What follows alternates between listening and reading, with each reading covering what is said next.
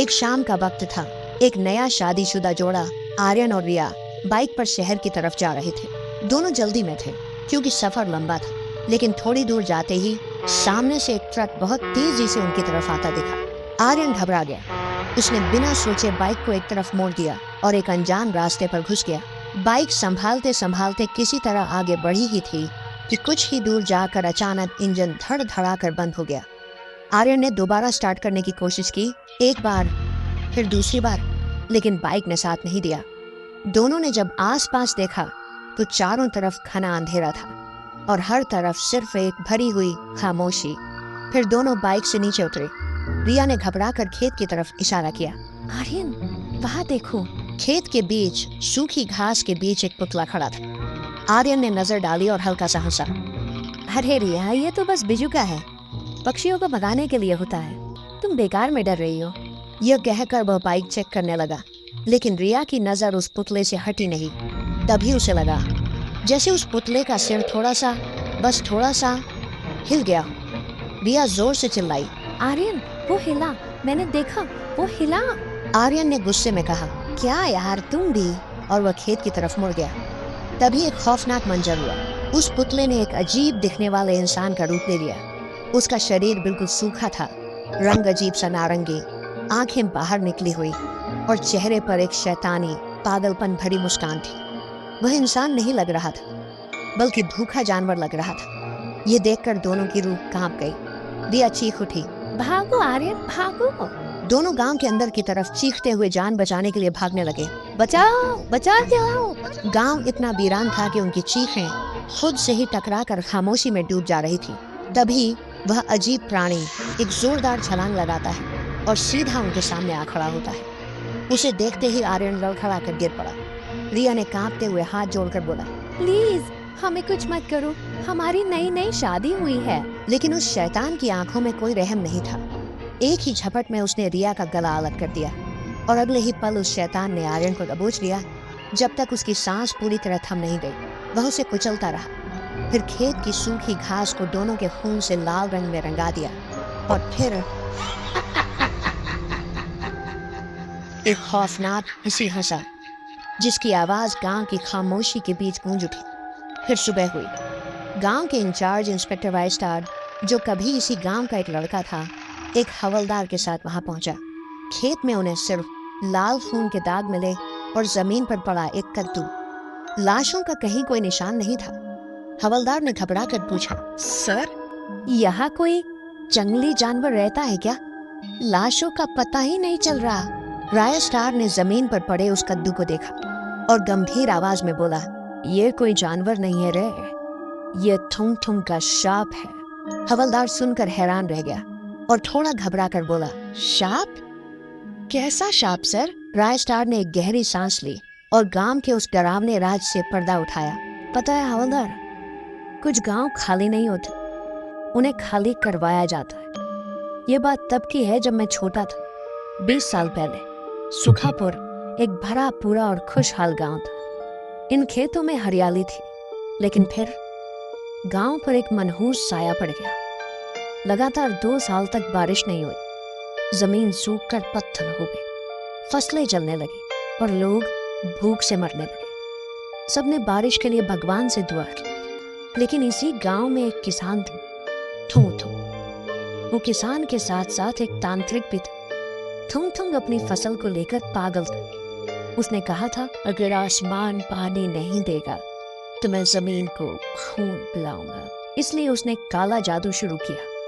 पहले उसने गांव के जानवरों की बलि दी, लेकिन जब उससे भी काम नहीं बना तो वो रात के अंधेरे में लोगों के घरों में चुपके से घुसने लगा और मासूम बच्चों को उठा ले जाता था। फिर बच्चों को मारकर उनका खून अपने खेत में डालता था और सुबह होते ही घर घर से बस चीखने की आवाज आने लगती थी। माँ बाप अपने बच्चों को ढूंढते रहे, लेकिन उनको बस सिर्फ खाली गोद मिलती थी। तब पूरे गांव में हंगामा मच गया था। किसी को समझ नहीं आया था बच्चे गायब कैसे हो रहे, लेकिन ये सिलसिला रुकने का नाम नहीं ले रहा।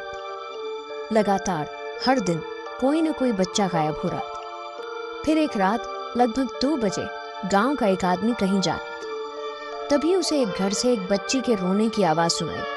वो चौंक गया, सोचने लगा यहाँ तो कोई नहीं रहता। फिर ये बच्चे के रोने की आवाज कैसे?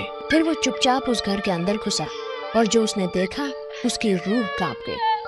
थुंग थुंग एक बच्ची को मारने ही वाला था। तभी उस आदमी की नजर एक कोने में पड़े डंडे पर पड़ी। उसने डंडा उठाया और सीधा थुंग थुंग के सिर पर मारा। थुंग थुंग जमीन पर गिर पड़ा।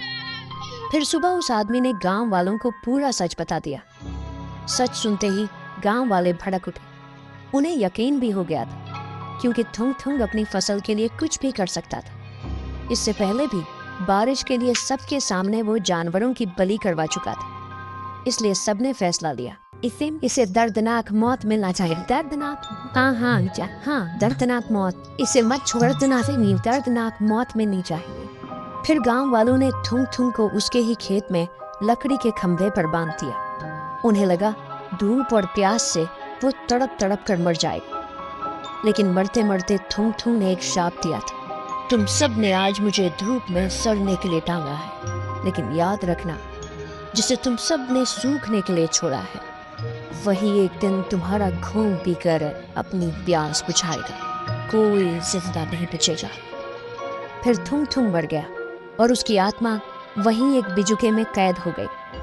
लेकिन जब सुबह गांव वाले वापस आए तो उन्होंने देखा उसका शरीर पूरी तरह सूख चुका था और नारंगी रंग का हो गया था। और फिर गांव वालों ने उस लाश को नदी में बहा दिया। लेकिन हवलदार, कहानी यहाँ खत्म नहीं हुई। थुंग थुंग के मरने के कुछ ही दिन बाद गांव में अजीब घटनाएं शुरू हो गई। एक रात रामू काका, जो गांव के सबसे पुराने किसान थे, अपनी भैंस ढूंढते हुए उस श्रापित खेत के पास आ गए। खेत में गहरा सन्नाटा था, लेकिन रामू काका ने देखा खेत के बीच में खड़ा वो बिजुका अपनी जगह से गायब था। रामू काका ने मन में सोचा, अरे यहाँ तो पुतला खड़ा था, कहाँ गया? तभी उन्हें सूखी घास पर चलने की आवाज सुनाई थी। रामू काका डरते हुए पीछे मुड़कर देखते, वहां थुंग थुंग खड़ा था। उसे देखकर रामू काका डर के मारे कांपने लगे। लेकिन अगले ही पल थुंग थुंग ने अपने सूखे नारंगी हाथ से रामू काका को बीच से फाड़ दिया। जब सुबह गांव वाले आए तो सब कांप उठे। किसी को कुछ समझ नहीं आया ये कैसे हुआ। सबको लगा ये किसी जंगली जानवर का काम होगा। लेकिन उस दिन के बाद से हर रात खेत के बीच से रोने की आवाजें आने लगी और सुबह होते ही गांव के हर कोने में सिर्फ लाशें मिलती रहीं। फिर एक दिन गांव के पंडित ने सबको इकट्ठा करके कहा, ये किसी जंगली जानवर का काम नहीं है, ये थुंग थुंग का काम है। वो पिशाच बनकर वापस आ चुका है। हमें ये गांव छोड़ना पड़ेगा, वरना एक एक करके हम सब मिट जाएंगे। उसी दिन से लोगों ने सुखापुर छोड़ दिया और धीरे धीरे ये गांव एक श्मशान बन गया। हवलदार ने डरते हुए कहा, सर, तो वो पुतला अब कहाँ है? ये सुनकर राय स्टार ने खेत की तरफ देखा ही था कि तभी उसकी जीप के पीछे से एक अजीब सी हंसी की आवाज आई। राय स्टार जीप के पीछे देखता है। पीछे वही नारंगी रंग का बड़ी बड़ी आंखों वाला इंसान खड़ा था और अगले ही पल वो राय स्टार पर झपट पड़ता है और सब अंधेरा छा जाता है। तभी एक आवाज गूंजती है, बेटा कितना सोएगा? दोपहर के 12 बज गए। जैसे ही अंधेरा हटता है राय स्टार होश में आता है। वह समझ जाता है कि वह सिर्फ एक सपना देख रहा था। घबरा कर वह उठता है और बाहर निकल कर देखता है सब कुछ ठीक था। गांव में हलचल थी। यह सब देखकर राय स्टार को थोड़ा सुकून मिलता है। राय स्टार ने खुद को तसल्ली दी कि सब ठीक है और उसके कानों में वह हंसी अभी भी गूंज रही थी।